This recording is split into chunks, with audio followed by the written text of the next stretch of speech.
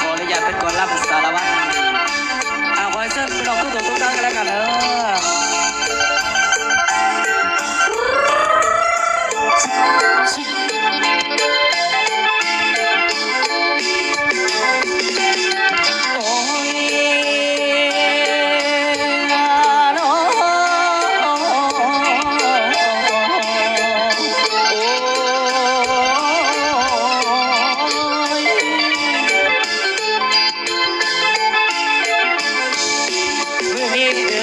ป้าสว่างสว่างยามนอนอายจังมาส่วนไหลดังดีนวลไหนแม่เอ๋ยสายอยากจับเข้าใกล้สิจ้าเบาต่อปาดังดิจ้าต่อปาดังคนดี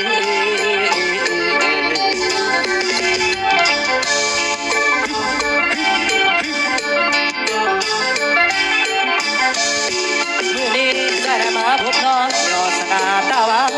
นเด่นโอคำแรกสิใครดำมาดาตาตาดีพวกกันลำน้องหลานนี้น้ำตังสันใดบอกไอ้เด่นโอด้วยน้องทั้งโตไม่นอกด้วยดาวสันแลสิจังใดดำสับไปใส่กำกา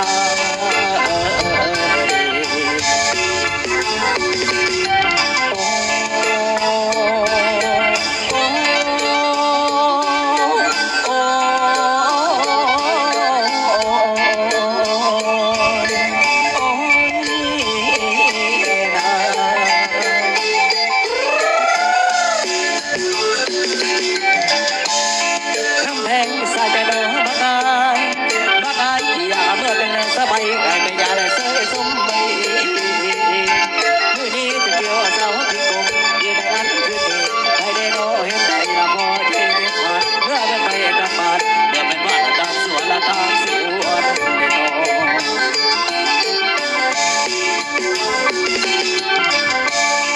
ทำเอ้ยขยันเมื่อน้ำ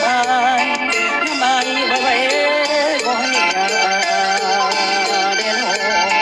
ทำเอ้ยขยันเมื่อน้ำไม้กระโดด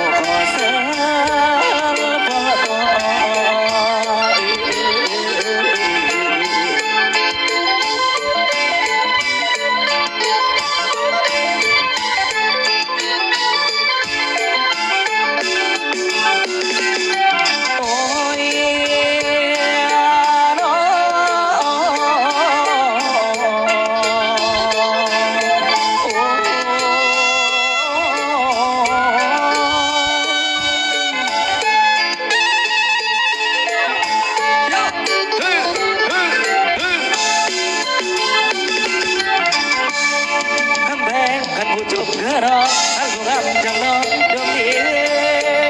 ว่าน้องดังเดโนโอ้น้องคนที่ไรบ่ายน้อมแก้มบาดาโนเขาคงละพรการเศร้าทำงานพอแต่มาเรื่องนี้สารวันใส่สิโกและก่อนขอ